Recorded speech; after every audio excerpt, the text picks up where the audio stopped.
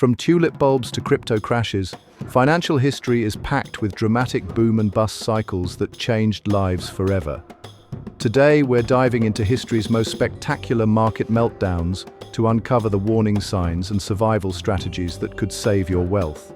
Picture this: 17th century Netherlands, where a single tulip bulb could buy you a mansion. Yes, you heard that right, a flower bulb. During the Dutch Golden Age, tulips became a status symbol so valuable that people traded their homes and life savings for them. These colorful flowers, originally imported from Turkey, created the first recorded financial bubble in history. Merchants and nobles competed for the rarest varieties, especially the stunning striped ones caused by a virus.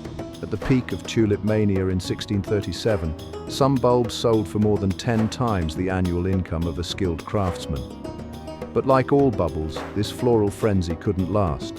When prices finally crashed, it left thousands of Dutch citizens in financial ruin, teaching us a timeless lesson about the dangers of speculation and herd mentality.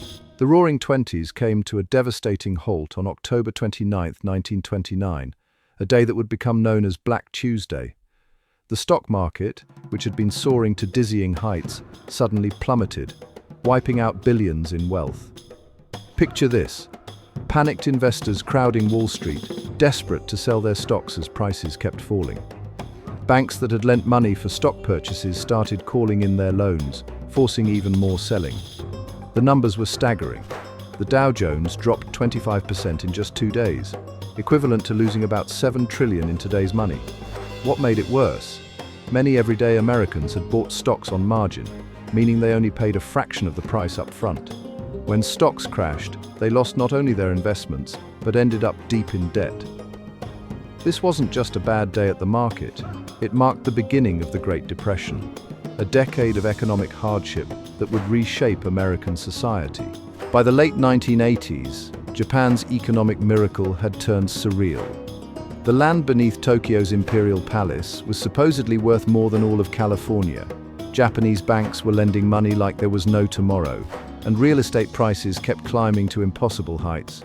Everyone thought Japan would become the world's leading economy, until it all came crashing down in 1991. The stock market dropped a staggering 60%, and real estate values plummeted by as much as 70%. But here's the really interesting part. Instead of a quick recovery, Japan entered what we now call the lost decades. The government kept interest rates near zero and tried everything to restart growth. But the economy just wouldn't bounce back. Companies refused to invest, consumers stopped spending, and an entire generation grew up in an economy that barely grew at all. It's a powerful reminder that some bubbles don't just pop, they deflate slowly, leaving economic scars that can last for decades. The late 1990s saw investors throwing money at anything with .com in its name. Companies like Pets.com and Webvan were valued in the billions despite never turning a profit. The internet was new, exciting, and everyone wanted a piece of the digital gold rush. Stock prices of tech companies soared to ridiculous levels, some increasing 1,000% just by announcing they had a website. The Nasdaq reached an all-time high of 5,048 in March 2000, then reality hit hard. Turns out, having millions of website visitors doesn't matter if you're losing money on every sale. When the bubble burst, $5 trillion in market value vanished. Companies that once seemed unstoppable went bankrupt overnight. The lesson? Revolutionary technology doesn't guarantee a revolutionary business model. This crash taught investors that old-school metrics like profits and cash flow still matter, even in the digital age. The 2008 financial crisis started with something seemingly simple: home loans. Banks were handing out mortgages like candy, even to people who couldn't afford them. These risky loans were bundled into complex investments called CDOs that Wall Street claimed were safe as houses, pun intended. Things got wild when these mortgages were sliced, diced, and sold around the world.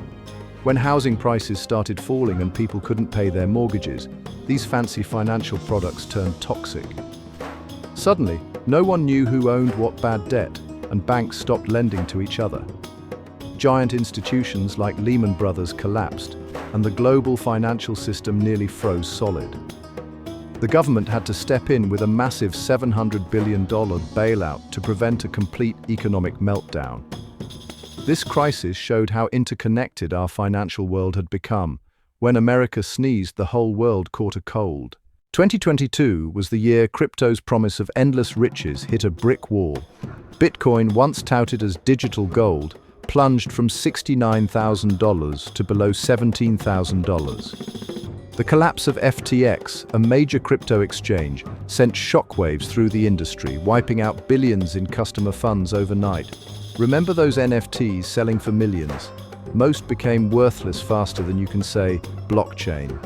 The crash exposed the dark side of crypto, questionable business practices, massive leverage, and the reality that many projects were built on hype rather than substance.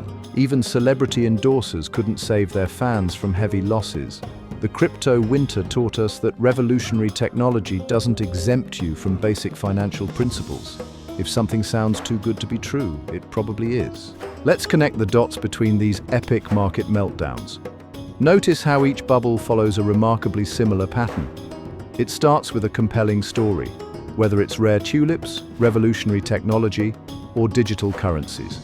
People start believing this time is different and that prices can only go up. Fear of missing out kicks in, drawing in more investors, which pushes prices even higher. The media adds fuel to the fire, while skeptics are dismissed as out of touch. Smart people convince themselves that traditional valuation methods no longer apply. Then reality strikes, often triggered by a seemingly small event, and panic replaces optimism. The same social forces that drove prices up now accelerate their collapse. It's fascinating how human psychology, rather than pure economics, drives these cycles. We're all susceptible to these behavioral patterns, which is why history keeps rhyming. Let's explore the red flags that signal a market bubble is about to burst. First, watch for the "this time is different" syndrome, when people claim traditional market rules no longer apply. Next, be wary of explosive price increases that far outpace actual value growth. When your taxi driver starts giving stock tips or everyone's talking about getting rich quick, that's a classic warning sign. Look out for excessive leverage, where investors borrow heavily to speculate. Also, notice when valuations become completely disconnected from fundamentals, like companies with no profits commanding billion-dollar valuations. And here's a big one. When critics and skeptics are ridiculed instead of heard, it's often a sign that groupthink has taken over. Remember, markets can stay irrational longer than you might expect, but gravity always wins in the end. Now let's talk about protecting your wealth when markets go haywire. First up, diversification isn't just a fancy word, it's your financial safety net. Think of it like not putting all your eggs in one basket, spreading your money across different investments that don't all move in the same direction. Keep some cash on hand too. It's like having a financial emergency kit when markets panic. Here's a pro tip. Build your investment strategy around your personal goals and timeline, not what's hot on social media. Consider keeping 6 to 12 months of living expenses in easily accessible accounts. And remember, the best time to prepare for a crash isn't during one. It's right now, while markets are still functioning normally. Think of it like building your ark before the rain starts falling. Here's the most incredible part of market history. No matter how bad the crash, markets have always recovered. Take the Great Depression. After Black Tuesday, it took 25 years for stocks to bounce back. But they did. The 2008 crisis, the market doubled in value just 5 years later. Even the dot-com bubble's tech survivors like Amazon became global giants. This pattern teaches us something powerful about long-term investing. While crashes can be scary, they're also opportunities in disguise. Warren Buffett said it best, "Be fearful when others are greedy, and greedy when others are fearful." Smart investors who kept their cool and stayed invested through these tough times ultimately saw their patience rewarded. Remember, market crashes are like economic forest fires. They clear out the deadwood and make room for new growth. Thanks for joining this wild ride through history's biggest market meltdowns. Remember, understanding the past helps us navigate the future. If you found this helpful, smash that like button, subscribe for more financial insights, and share with friends who need this knowledge.